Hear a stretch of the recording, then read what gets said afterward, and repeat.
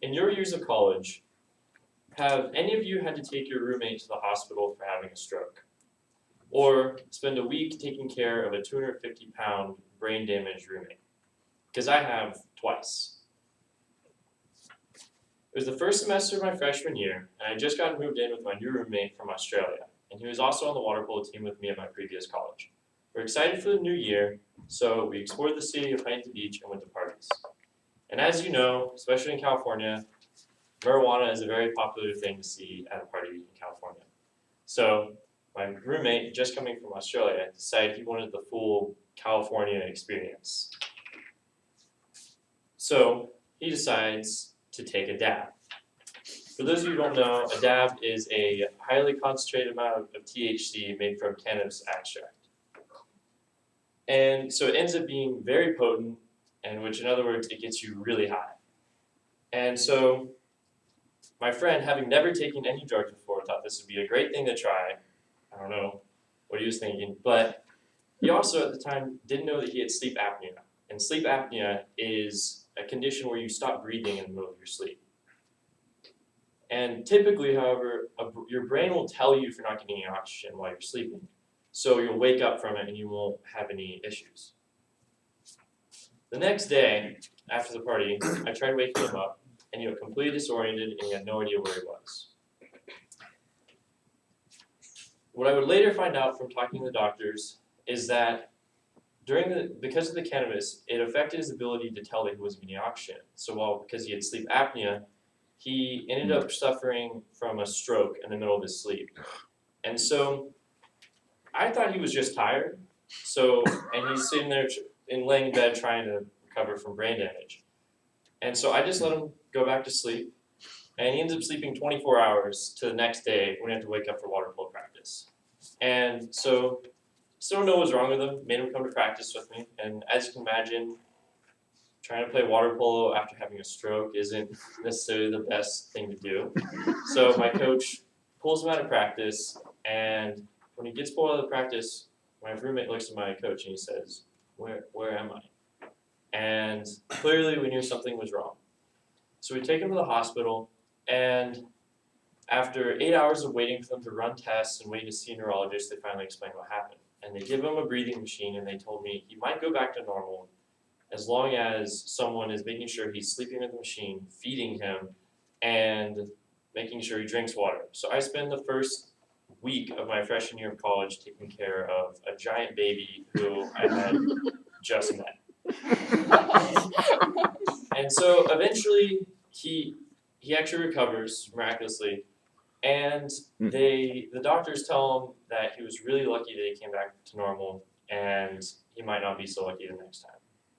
So 8 months go by, and ironically, it's actually the weekend before my last week of my freshman year of college.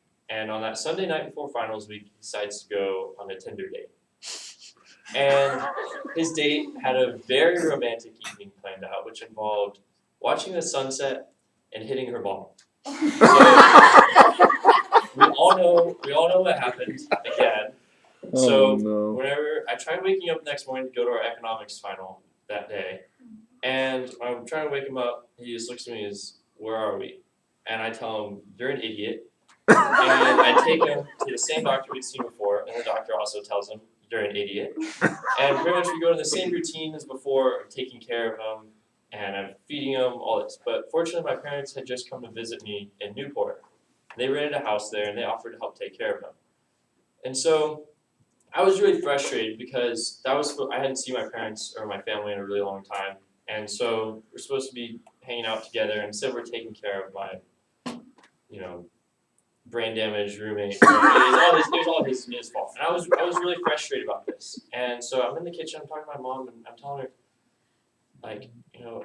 it's not fair that we have to take care of him. This is his own mistake. And she just looks at me and she tells me, sometimes your friends are going to need your help, and you'll just have to be there for them no matter what you get back in return. And after she told me this, my friend, who was still pretty messed up in the head, actually walked by the kitchen and just goes upstairs. And I don't know why I had this really weird feeling to just go check on him. So I go up the stairs, and first set of stairs, he's not there. I go up the second set of stairs, and he's not there. I go, there's some more stairs you can take up, and it puts you up onto the roof. And so I go up to the roof, and I go out there, and he's in his underwear with a blanket around him, and he's standing on the edge of the roof, and he's crying, mumbling out he doesn't know what's going on, and he says he wants to jump. And so immediately I just go over the railing, and I go to the edge with him.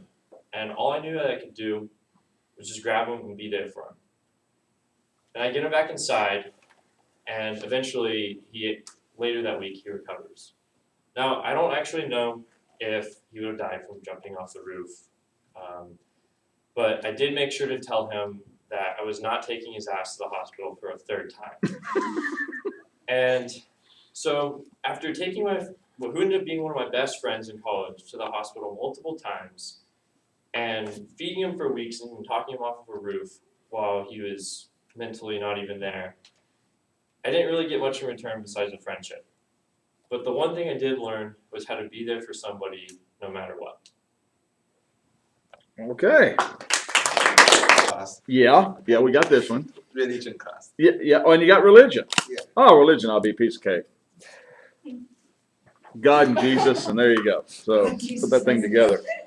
I wish it was that easy. What class is it?